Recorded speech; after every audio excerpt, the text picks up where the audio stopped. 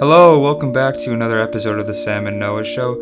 This week we speak to you about a senator who calls on the RCMP commissioner to step down, South Carolina deputy becomes a godfather, and Patrick Hutchinson, a hero in the Black Lives Matter protest. I'm Sam.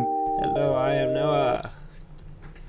Noah, how have you been? What you been doing the past week? Oh, okay. I've been doing quite a lot actually. I could probably spend half an hour explaining what I did, but yesterday, I think it was yesterday. Today is Monday. So yesterday, which was a Sunday, I went outdoor rock climbing. It was so much fun. I've been learning how to lead climb, and so I led up three different routes, I think, for a total of 4 times.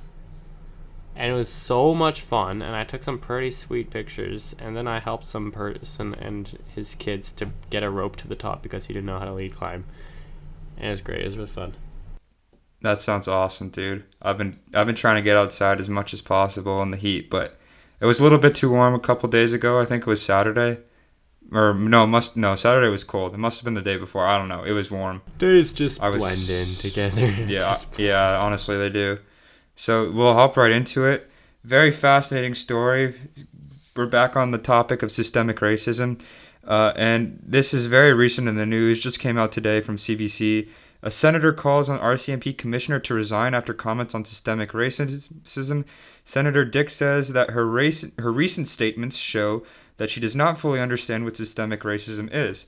In response, Commissioner Brenda Lukey, who was appointed by Prime Minister Trudeau in 2018, said she was struggling with the term systemic racism and had heard 15 to 20 definitions of it, and that's why she didn't use it. She later said, to the contrary, I did acknowledge that we, like others, have racism in our organization, but I did not say definitively that systemic racism exists in the RCMP. She then said that she should have said it.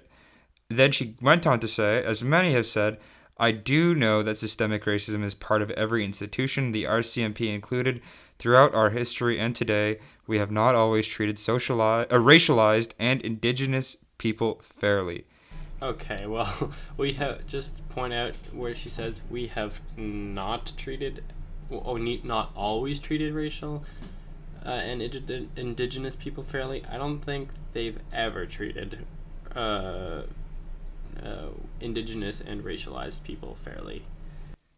Yeah, I kind of have to agree with you on that one. I do respect that that officers, for the most part, are trying to do what's best, but the RCMP does not have a good track record with indigenous people. Definitely not, especially with the residential schools. I think the RCMP played a big part, like before maybe it was even called the RCMP. I'm sure it's come from behind that. Well, there you have it. RCMP is officially guilty. But here's where it gets. Don't take my word for that. No, but I do agree. I don't think anyone can deny that the RCMP has been racist to indigenous people in the past. But here's where the story gets interesting, and I'm sure Senator Lillian Dick and Justin Trudeau are going to go at it, because Trudeau said, I have confidence in Commissioner Lukey, and I know that the changes that she has already begun to bring to our national police force and the work that we're going to be doing together in the coming months is going to make a huge difference in combating systemic racism and reducing it in this country. Now, I don't know who Lillian Dick is, but she's a progressive senator, according to the CBC. And if I know Justin Trudeau, he's not one to fight with people. Yeah. But he is one to sort of stir the pot and let it simmer and then come back after it's all said and done. But I don't think he can avoid it this time, because he's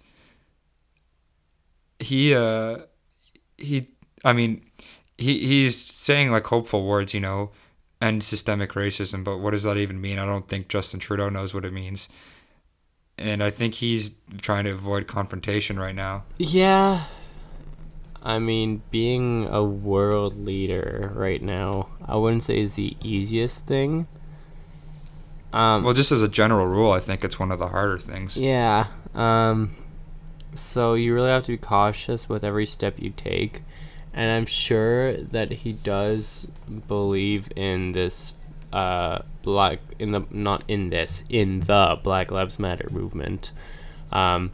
even with the story about him doing blackface, as we saw, he did show up to the Black Lives Matter meeting in Ottawa, or the protest. So I think he does have good intentions. It's just, I don't know, politics are confusing. Yeah, I agree. I think he has good intentions, but I think he's very much trying to avoid the situation that Donald Trump has put himself in, which is picking one side. I think Trudeau doesn't want to divide the country, and for that, I thank him, because he could very much make this a liberal against conservative thing, Well, like at the Donald Trump's same trying to time, do. he doesn't really have to make a liberal versus conservative. Just even if he is like he is a liberal, but like just by saying Black Lives Matter, like he's taking a stand with the minority and he's fighting for what's right. Like the conservatives might like think the other way, but in this case, it's like right. There is no reason to not protest for Black Lives Matter. If you don't protest for Black Lives Matter, you are living in the past. You don't realize what actual equality, what equity is, and what justice is in our society. Well, in a way, I don't know. I do agree that it's good that Justin Trudeau went to the protest, and taking a knee is good of him to have done to show his respect, and to. I mean, obviously, he very strongly believes that everyone should be equal, and that's not the case in Canada, I can say. But he also has to realize that the protest is sort of towards him. He's the prime minister. If anyone's gonna change the way the country works and functions, it's the prime minister. Taking a knee, that's just him stalling, in my opinion. Like, yes, it's good. Thank you to show that you're not ignorant, Prime Minister Trudeau. But at the end of the day, if he just takes a knee and doesn't do anything, it's just like what he did at the climate change protest. He shows up. He's like, today we marched for the climate. Well, yes, but we're also marching against you, Mr. Trudeau. Yeah, what are you gonna do about it? Like he said, I'm going to plant 10 billion trees. Congrats, that was already part of the Liberal plan. They just upped it by like 2%. Well, especially now in a minority government, it might be harder. Like, if the Conservatives don't realize what's right, it may be Yes, harder. but I think the NDP very much wants to end systemic racism. Definitely. I think that's a very big thing on the agenda for Mr. Singh, who some people think is a terrorist because he wears a turban, which is obviously not true. Fortunately, the NDP only got about 14 seats, right? I don't know how many they got, but I mean, I know they have the NDP, and I know the Liberals definitely have the NDP and the Green Party behind them. That's for sure. So I'm assuming that if you add the NDP, so I'm assuming if you add the NDP to the Liberals, it would be the equivalent of a majority. Half. Yeah. So I don't know. I think the Liberals and the NDP are going to work very closely, but only if Justin Trudeau actually proposes to do something. He has a tendency to say things and do nothing. Well, you see in some cities, I think one of the cities was New York, where they're decided to doing where they're changing their like casual outfit police officers to turn into like just regular police officers. Oh, so it's less undercover? Yeah, so you don't have people who are wearing normal clothes with a police badge who can just knock and like. Oh, so detectives have to wear police uniforms too then? I think that's only in the city of New York at the moment. But so that would be a step forward that like it would be Trudeau good. I mean, like could enforce like upon all police, let's say police I wouldn't want to say organizations, but police departments. Yeah, well, he did say that the RCMP should wear body cameras. All of them should have body cameras, which I do agree with. But I don't know. I think that's something that was suggested, in his first term, and he did nothing about it. So I would not expect him to do anything about it unless there's some serious pressure. Although at the end of the day, that's not really his decision to make. That's the commissioner's decision to make. And seeing as she might step down because of everything that's going on, it may not happen under her rule. Yeah. Well, moving on, a bit of a happy story in these dark times. Or I guess trying times. Well, two good stories coming up next, actually. But the first one is a South Carolina deputy becomes child's godfather 1 year after saving her life. Here's a little story about the officer. I don't know his name, unfortunately. But he saw a car and the lady was speeding, so he pulls her over. She pulls over. She seems very stressed. The officer says, "What's going on? Why are you so freaking out?" She says, "Open the back door." He looks and there's a 12-day-old child who's dying. He proceeded to give them a police escort to the hospital, and she survived. So a year later, he gets invited to her birthday party, and he brought her a lot of gifts and whatnot. And then at the very end of the birthday party, right as everyone's about to leave, the parents come out and surprise him and ask him to be their daughter's godfather. So of course he accepts. And I guess that's just to say that not all deputies are terrible people. Just gonna throw his name out there, Deputy William Kimbrough. Oh, is that his name? Oh, thank you, Deputy. We appreciate your kind contributions. If only every single cop could be like that. Well, that's a happy story in these times. Hopefully in the future we have more cops like this. What was the other one you were talking about? It was something with Patrick Hutchinson.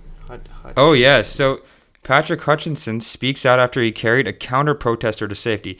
So basically what happened is that they were in London on Saturday, and there was a huge crowd of anti-protesters. So they were counter-protesting the protest, saying that, black, all lives matter, just, I don't know, they're trying to instigate, and they're just living in the past, I guess. But basically what happened is that this guy came in to attack the protesters, and the protesters were obviously going to beat him because there's a lot more protesters than counter-protesters or anti-protesters, whatever you want to call them.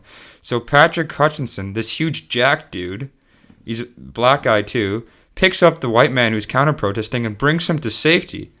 And then when he's asked, "Why did you do this?" Hutchinson said he was motivated by equality for all of us. Now, if you ask me, this man's a hero in my mind. I mean, I'm sure there's a lot he would have liked to beat the living crap out of this guy. Especially living in the UK, because as we all know, classism is very much a thing of the present. Yeah. Well, I think the whole point about the Black Lives Matter protest is not to create a divide, more to get rid of that divide. And I think by beating up each other, you do create that divide. So I think this guy really shows like the values that this entire protest is trying to have, like show that we are all equal, we are all the same race. I mean, I really hope this guy becomes one of the main faces of the movement and the future, because that, I mean, to me, I agree with you. That is the perfect illustration of how we should be. Yeah. Well, I don't think we should put like an entire movement around the face of one person. I think it should be more. I mean, I don't know. No, like the collective, but I mean, like if he's one of the main guys, giving speeches, I think it would help. But people should definitely follow his example. Yeah. I should. I misworded that. I should have said followed example, like you said. That would have been more fitting for the hour. Talking to my friends who have friends who live all around the world is watching us right now very closely. Yeah. It's more the U.S. than they are watching us, but change is happening everywhere. Good. Yeah, it is good, and it's just, I don't know, I find it I'm happy, but I'm just surprised that what we do here impacts what people do across the world. I mean, often I don't really think of what other countries think of us, but never before have I really realized that, other countries look at Canada and the United States to see what's going on. Yeah. And I'm not going to say they model themselves after us, because there's a lot wrong with us, but what we do still influences what they do too. Like this movement started in the United States, Yeah. and then it spread to Canada, and now it's all over the world. So I don't know. I just thought that made me. Those last few stories really made my week That's good. come together. Yeah. So, Sam, hockey arenas, man, they're closed. And there's a dog dying outside. Not actually, but Sam, so hockey arenas are closed. How do you feel about that? What are you gonna do? Well, it's kind of tough to say, because I do have, well, in theory, I have tryouts starting soon, and they were originally intended to be in August. Now, I doubt they're going to be in August, but the good news is that the city rinks aren't open, but the private rinks are open, because you can now have 10 people on the ice Yeah. or more. So hopefully we get back on the ice more. The only issue is that if you're a chotch like me and you're not in the OHL or the Wait, NHL, you're telling me you're not in the NHL? no, I no, swear I'm last not. time I saw you at like a Sens game or something. Yeah, I was up in the crowds munching hot dogs. No, but the thing is, well, I guess it makes sense that the NHLers are using the ice and the OHLers are using the ice because those are the top guys in the sport. But if you're a little chotch like me, ice is still uncertain. And even speaking of that, if hockey does resume again, which Hockey Canada says it can, depending on the region you're in. So for us, it's Hockey Eastern Ontario. So there's a decent chance it will start again. Mm-hmm. But who knows if it's even going to be 5-on-5? I don't think it will be. I Imagine think it's probably going to be three hockey.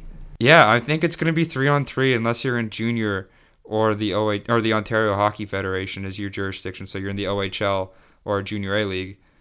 I mean, really, the only time you give someone less than 2 meters space on the ice is when you're decking them. So, either Yeah, against the boards, either open ice hit. And realistically, if you hit someone hard enough, I'm sure you can knock the coronavirus out of them. Exactly. And if you skate away fast enough, I it won't suspect catch you'll up be to fine. you. Yeah, exactly. Plus, ice is not exactly the most friendly surface for a virus to live on. I mean, it's pretty cold, I guess.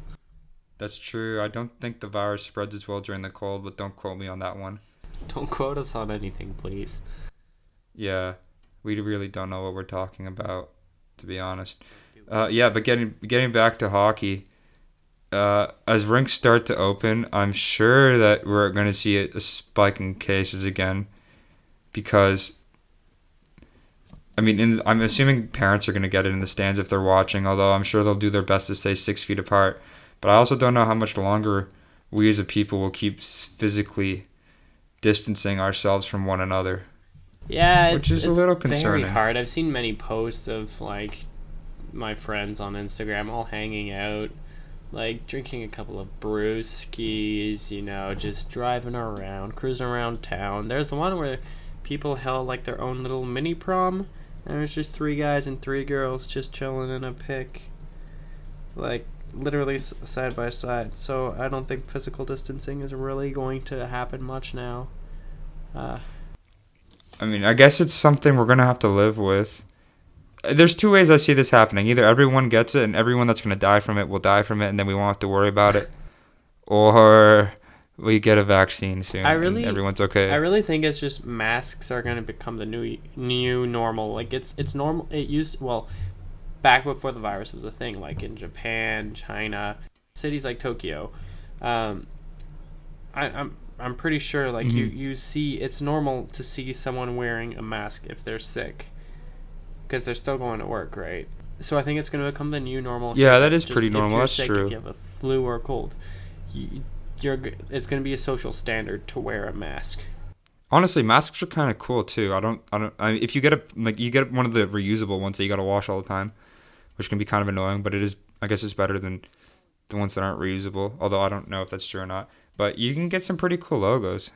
But I don't know. I mean, I have some homemade masks, and I don't know. I like the logos a lot. That's all I'm gonna say. I think my masks look really cool. There's like crazy patterns, all different sorts of colors. I'm sure. I think I saw one where it was like SpongeBob. So if you're a Nickelodeon fan, you know where to get it. Really? That's my type of mask. Yeah, those masks. I mean, I haven't done any SpongeBob stuff in a while, but I've always been a big SpongeBob fan. So if I ever see those SpongeBob masks, you can bet that I will buy one of those. Or if I see a mask with like Peter Griffin from Family Guy, just an entire it's like I'll buy a those. costume helmet. You put the helmet on and you just embody Peter Griffin. That would be awesome. Or Stewie Griffin. Have a giant head you could just, as your mask. cut open a football and attach it to your head. Oh, that's true. Okay, well, that's all the time we have for today. If you enjoy this podcast, make sure to leave a like and then, of course, subscribe. We like our subscribblers. Yes, we do. So, on that note, take care, guys. Thanks for watching, guys.